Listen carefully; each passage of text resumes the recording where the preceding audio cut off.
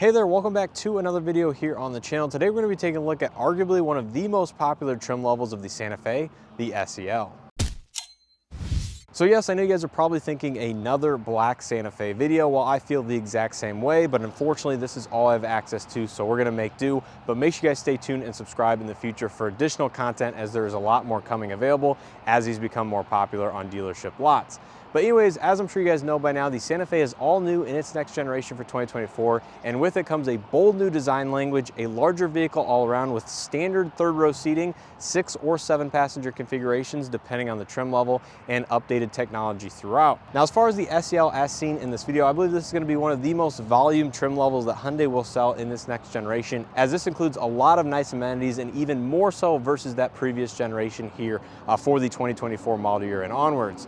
Now, if you want to know exactly what is different between a 2024 and a 2023 Santa Fe across the trim lineup, make sure to check out the dedicated video I have here on the channel, where I go trim by trim, tell you exactly what is different, what is new or just changed across that exact trim level, and everything like that. There's a lot of great information in that video, so make sure you guys check it out after watching this one on this SEL behind me. When it comes to pricing here on the SEL, it did go up across the board, nearly $4,000 in some cases, depending on which Santa Fe you're looking at, which you might be thinking that is a lot of a price increase, but just remember, you are getting a lot more vehicle versus that previous generation with the standard 2.5 liter turbo engine, increased towing capacity, standard third row seating, and like I mentioned, more features no matter which trim level that you are looking at. So it did go up thousands of dollars versus the previous generation, but just know you are getting a lot more vehicle in some cases versus that previous model. But anyways, with all that information in mind, let's not waste more time. Take a look at what this SEL all-wheel drive has to offer behind me for just under $40,000. So the Santa Fe in front of us is finished in the Abyss Black Pearl exterior with the Gray H-Tex leatherette on the inside. Now, if you know anything about the previous generation Santa Fe or have seen some of my other videos, then you'll know that Hyundai typically put cloth seating surfaces on the SEL trim level, but did make the change to the H-Tex leatherette here for 2024. And I'm excited to showcase the lighter of the two options available on this one, but of course a black interior option is going to be available as well. Now, starting at the front end of every Santa Fe for 2024, you will find full LED lighting with LED projector headlights, daytime running lights, and turn signals all in that upper housing right there. As you can see, the vehicle is on and running, so it has a nice H pattern logo to it. Looks very, very nice. And there is going to be a center section that will illuminate to connect either side together when the headlamps are enabled or the running lights are turned on in a dimmer setting, which looks very nice. And it does have all the fade animations to it as well. Very cool. I'll go ahead and insert a few clips of that in this video. Anyways, coming to the grille, you will find the same overall design as the standard SE here on the SEL with the silver bar accents, gloss black around it. You get the stainless steel Hyundai logo, which they've been slowly rolling out to all of their refresh or new models over the last several years. Front and rear parking sensors are going to be standard no matter which trim level you do get. Some of the higher ones will add the side parking sensors as well for the remote smart park assist and some of the other safety systems. As you can see, the bottom portion of the front bumper does have an H pattern logo to it as well, which mimics some of the other H's around the entire vehicle. Now, this is actually going to be body color matched to the exterior paint that you do choose. This one being the black exterior means that H is going to be finished in gloss black, but if you get a white, silver, red exterior, etc., that will be the same as the body color. And then there is your radar for the adaptive cruise control, as well as a small silver accent in the middle portion of the front bumper. And there are going to be active aero flaps for additional cooling to help with the overall aerodynamics and fuel efficiency when the additional cooling is not needed on this vehicle. Now, coming around to the side of the Santa Fe, you will find the standard matte black plastic trim, no matter which trim level you choose, except for the top calligraphy. That will all be gloss black at the bottom, which I did showcase at the 2024 Chicago Auto Show, so make sure to check that video out if you're curious about what a calligraphy looks like. But here on every other one, you will find the typical matte black plastic trim with the amber and red reflectors on the side of the vehicle for legal reasons. Now, coming to the wheels and tires, there's going to be the exact same setup as the standard SE that I did just showcase. They're going to be 18-inch in size with a machine and gloss black finish, wrapped in 235/60 18-inch Goodyear Assurance Finesse all-season tires. There's a neat Santa Fe logo here on the front fender on either side of the vehicle, finished in gloss black. I know it's a little bit hard to distinguish, but this will remain gloss black no matter which exterior color you do choose. So if you get a white, silver, red, etc., this will contrast much more than here on this gloss black. You do get body color mirrors with the turn signal integration here on the SEL. No cameras or puddle lights or anything like that, but they are going to be heated and do have blind spot detection. You get the Hyundai Digital Key 2.0 high version on the two front door handles on the SEL, which uses several different technologies and of course allows you to use your smartphone as the key to this vehicle, as well as the standard proximity remote entry. And one way to distinguish an SE versus an SEL is going to be the roof rails up top that stick up actually several inches over the standard roof line of the vehicle. So if you're looking on a dealership lot and want to distinguish a base model from at least an SEL, the roof rails are going to be the easiest way on the outside to do that.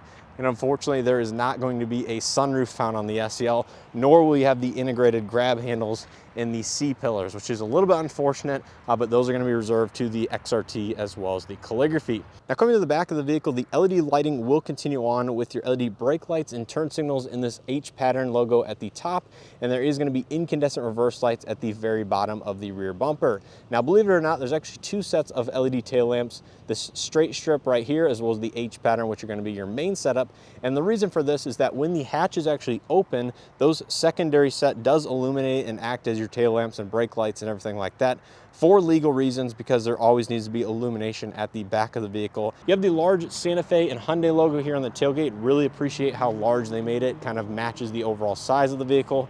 There's your rear backup camera just above the handle or tailgate release, as well as your H-Track badge here on the passenger side to signify that this one is going to be all-wheel drive. So yeah, that's a look at the exterior. Not too much different versus the standard SE that it did show, but overall a lot of small changes that really give it a slightly more premium vibe, including those cross rails or the roof rails up top. So take a look at the window sticker. The SEL pretty much comes equipped as is with no additional option packages or anything like that, but does add quite a few features over the standard SE, including the roof rails on the outside, the digital key functionality for the door handles, the wireless phone charger pad on the inside, as well as the H-Tex leatherette seating, and a few other items as well. Now this one does also include a few additional accessories, which pushes the price just over the $40,000 mark, $40,075. So taking a look on the interior, like I mentioned, this one is optioned with the gray H-Tex leatherette on the inside, but black is going to be available as well. Starting out here on the door panel, you're going to have a very similar design to the base SE that it did showcase with the different color materials. So up top you have a soft touch kind of faux accent stitching, dark gray metallic with a slight texture with the silver accents that is wrapped into the door panel as well as the dashboard. And you do have the lighter gray here on the armrest, which is very softly padded with the additional lower door storage. This does include power windows, mirrors, and locks with automatic front two windows, standard 6-speaker audio system, and then, like I mentioned, a good amount of lower door storage with the bottle holder. Now coming to the driver's seat, this is going to be the power driver's seat with two-way power lumbar, gray plastic materials with the lighter gray H-Tex leatherette. As you can see, these seats are entirely redesigned versus the previous generation, and there is a look at the dashboard. Now here on the inside of the Santa Fe SEL, you're going to find a few key differences versus the standard SE, but all of the same design language, of course, will carry through every Santa Fe for this new generation. Now in front of the driver, you're going to find a fully digital and partially configurable gauge cluster that is controlled here on the left side of the steering wheel. On the left side, you have your digital speedometer, on the right, tachometer, fuel level, as well as coolant temperature at the bottom of each of those two gauges. And in the center, you have that small 4.2-inch display with your current gear selection, estimated fuel range, safety systems in the middle, your speed limit for the current road that you're traveling, as well as your odometer and exterior ambient temperature in the bottom right. Now, cycling through some of the pages, you do have your all-wheel drive as well as TPMS, and then your usual trip information and different selections that you can do as far as that goes, cycling through that main page. And then coming back, you do have your safety systems, which you can pull up holding the OK button here on the left side of the steering wheel, there on the middle infotainment system to adjust all those settings. Now, you may have already seen the sensor that is poking up from the steering wheel column. It has your forward attention sensor that is actually monitoring your eyes when using some of these safety systems here inside of this vehicle. So it basically prevents you from abusing the highway drive assist, lane fall assist, smart cruise control, and all of the other safety systems found inside of this vehicle to make sure you're not distracted or drowsy while driving. Now, coming back to the steering wheel, one thing you may have noticed also here with this lighter gray interior is the leather wrapped steering wheel is color coordinated to the door panel as well as some of the other items on the inside. So this is going to be the lighter leather wrapped steering wheel. You do have your smart cruise control, lane fall assist, and stuff like that on the left side. On the right, you do have your audio multimedia controls, and then you do have the paddle shifters for the 8-speed wet dual clutch on the back side. Automatic headlights and auto high beam assist as standard. Unfortunately, no rain sensing wipers on this particular trim level. And then there is your column mounted gear shift selection here at the bottom, which has been relocated from the center console here to the column. I'm sure you guys have used to this by now, as it's found in the new Kona, the Ioniq vehicles, the updated Sonata, and I'm sure rolling out to future vehicles as well. Now to the left side of the steering wheel, you do have your electronic parking brake, gauge dimming, power liftgate, as well as traction control off. There's the manual adjustments for the tilt telescopic steering column. There's your vents with the same texture as the door panels, soft touch materials across the dashboard, little cloth insert here on the left side of the cluster. And then coming over here to the infotainment system, this is the 12.3-inch system that is standard on the SE and SEL. It does not have built-in navigation, but does support Sirius XM, AM, FM, USB, Bluetooth inputs, and a bunch of the new UI features that you will find across the board that Hyundai has been rolling out, including the valet mode. You have the over-the-air software updates for the multimedia, not the map, of course, since this does not support that. But it does have a lot of nice features. If you want to know exactly how to use this infotainment in more detail, make sure to check out the video I have in a 2024 Kona, where I do go over that in a bunch of detail and show you exactly all the features that you can do. Now, of course, this one being an SEL without navigation does lose a handful of features, but still retains a lot of nice stuff that you can customize. Below that, you have two AC vents, all of your hard touch buttons for that infotainment system, dedicated volume and tune knobs, which I really appreciate. Dual zone automatic climate control here on the SEL with the touchscreen LCD display in the center, which controls your heated seat functionality right there. And then you can also control the rear fan speed from this using the little front rear selector there. That will change to only the fan adjustments. And if you want to go back to the front, simply push that one more time and it will allow you to adjust that. Below that, you have your automatic hold, drive mode select. So you have snow, my drive, sport, and normal drive modes. The snow is added for every all-wheel drive.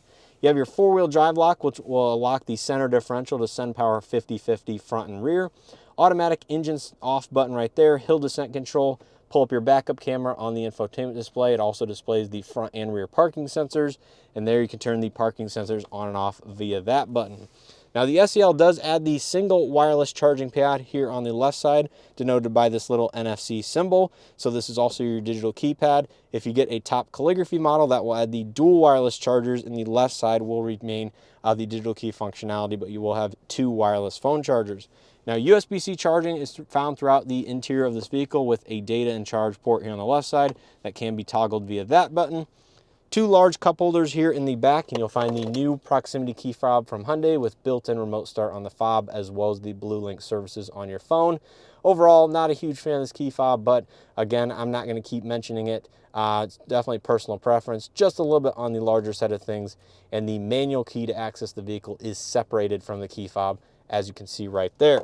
Now coming back to the armrest, soft touch, lighter accent interior. It does have the dual open function, so you can see there is a little bit of light in there.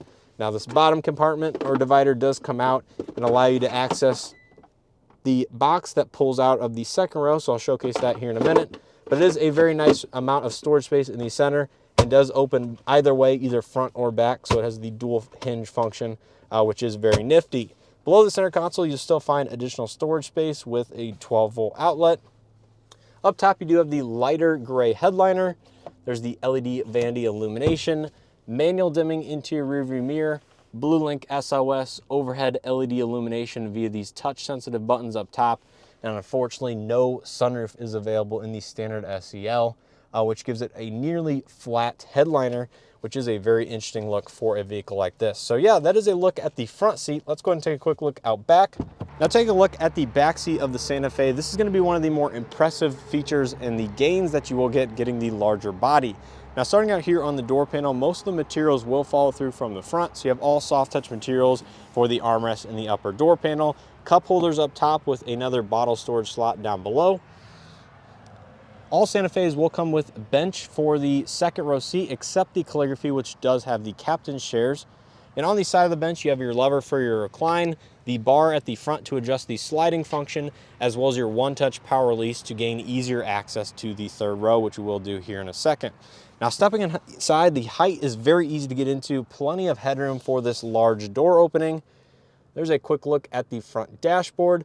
In terms of amenities out back, you do get USB-C charge ports on either front seat, more H-pattern logos, hooks for bags and other items on the back seats, and then there is the map pockets, if you will, on either seat. And then you do have the additional pull-out storage tray, which I did just mention, that is essentially the bottom of the center console if you do remove that divider in the center. So do be careful what you put in there, as that can be accessed by second row occupants as well. You have AC vents on the pillars on the left and right hand side, LED lighting up top for the second and third row. And overall, there is a ton of additional space here on the inside. As you can see, sitting behind my rough driving position, I have at least 5 or 6 inches of legroom, plenty of footroom down below, and headroom, of course, is not going to be an issue for just about anybody inside this vehicle, given the overall boxy nature with, I would say, at least 4 or 5 inches of headroom. Now, seats do fold down 60-40 split, as you can see with the additional accessories inside. There's the armrest, with the integrated cup holder inside. And then let's go ahead and take a quick look at third row seating, because that is the most interesting aspect about the Santa Fe, given it did gain the third row. So to access that, you simply push that button right there. It'll kind of do a tilt and slide all in one quick motion. Now, gaining access to the third row isn't exactly the easiest, but it's not super difficult either. Pulling the seat back, it will stop in a more forward position, which is nice, so you don't get your legs crushed by the second row occupants. But in terms of legroom and overall comfort, this is not going to be a place that you'll want to stay if you're a larger individual outside of being, a child for a long period of time. It's not terrible, but footroom is going to be the biggest challenge that I have found sitting in the third row, as overall comfort and stuff like that isn't actually that bad, given the seat does recline quite a bit and you can get comfortable in that regard. But footroom is going to be a little bit of challenge down there. Now, the SEL does add the third row AC vents with the fan speed control here on the right side.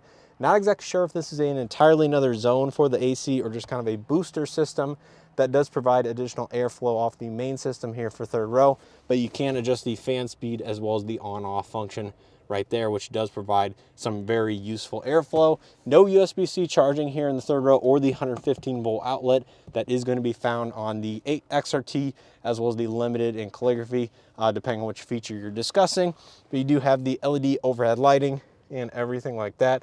I guess you can almost access the 12 volt outlet back here as well, depending on how you have the seat set. So really not a terrible place to be. Actually a little bit more room than I was thinking I'd have back here, especially with the seat in its most reclined position, but overall definitely reserved to smaller individuals or children. Now, taking a look at storage capacity behind the third row seats and with the third row seats folded down, of course we do have the standard power liftgate on every single Santa Fe. And immediately, as you can see behind the third row with it up, there's going to be very limited storage capacity, much smaller than that of even the Hyundai Palisade. I would say you have just a little bit over 12 inches of storage here at the very bottom, but as you come up closer to the tailgate, depending on where this seat is reclined, it quickly diminishes to very, very little. But on the left side, you have a little storage cubby as well as your 12 volt outlet. On the right side, you have the buttons for the second row power release, so you can fold those seats down just like that if it was actually reclined all the way or set back in its normal position. This one, of course, is already folded flat for this accessory box, but folding down the third row seats is actually not a big deal either. Simply kind of pull that lever, easily folds flat, and you can see with the second row up, you're going to have a ton of additional space behind the second row with the third row seats folded down. Now, one thing I do like about the Santa Fe is that if your Santa Fe is optional with the cargo cover that goes in these notches right here on the left and right hand side, you can store that beneath the floor above the roadside toolkit here underneath, which is very nice. There you can see the first aid kit and additional storage space. So overall, not a bad amount of storage space, even with the third row seats up. But I would just say if you need a lot of additional room, similar to that of the last generation, you're gonna most likely wanna keep these third row seats always folded down. Now, wrapping up here on the passenger front seat, all the materials, of course, will fall through from the driver's side. You will have a manual 6-way seat here on the side, so that does have manual height adjustment. And there's a better look at the front dashboard and all the new materials. Of course, the color coordinated lighter accent. This does have the dual glove box, so you have the small storage space up top. That is the UVC sanitation compartment in the top Calligraphy.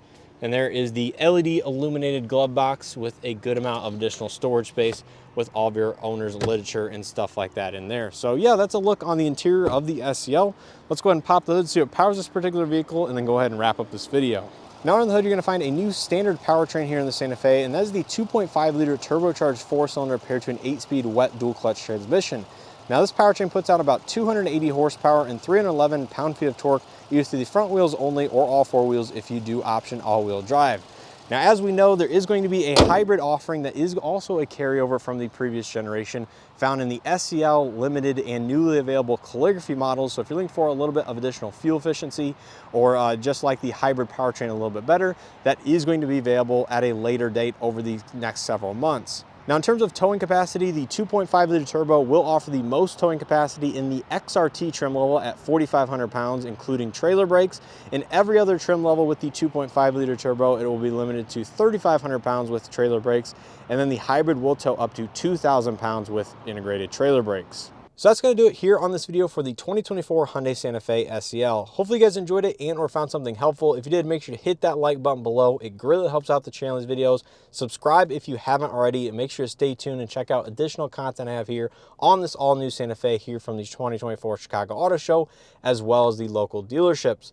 Now, as far as my opinions here on this SEL trim level, well, I think I have a few perspectives as far as the interior color combinations as well as the features that are offered. So as far as the interior color combinations I was referring to here with this H-Tex gray leatherette interior, I think it's great that Hyundai is offering both a black and gray option pretty much across the board, except the XRT trim level on their vehicles. Certainly breaks up the interior quite a bit, gives you lighter gray accents versus, the completely black interior that I showcased on the SE, as well as found, as an option on most of the other trim levels. But I do have a few concerns. Number one is the steering wheel. I'm surprised that they made it the lighter gray H-Tex because it will often show dirt a little bit easier than that of the black leather steering wheel. But outside of that, I think most of the other touch points and, colors that they chose does make sense. I would just like to see a black steering wheel or a dark gray leather steering wheel, rather, to kind of match the upper door panels and some of the other darker materials here on the inside if I were to, option this interior. But because of that, I think I'd probably recommend the black in terms of my personal preference. Now, in terms of the features and options that are offered here on the SEL, well, I think they equipped it extremely nicely, and even more so than that of the previous generation. Now, the only option and feature that this exact trim level lost versus the previous generation was highway drive assist, as well as the built-in navigation for the infotainment system. Two of which features I don't think are very, very important, as it still does have lane follow assist with adaptive cruise control, which does 90% of the highway drive assist functions. And the built-in navigation, of course, isn't a big deal to me because I use wireless Android Auto or Apple CarPlay on a daily basis. So outside of that, it really didn't lose much and did gain a handful of other features, including the front and rear parking sensors. You got the fan controls for the HVAC in the third row, and USB-C charging, etc. throughout the inside. So overall, I think this is a very solidly equipped trim level if you're looking to stay under that $40,000 price point with all-wheel drive.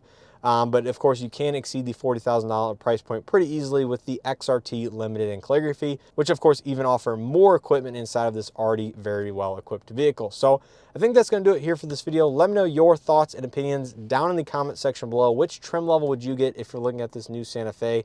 And how does the SEL gray interior jive with your overall thoughts? Do you like the lighter color steering wheel?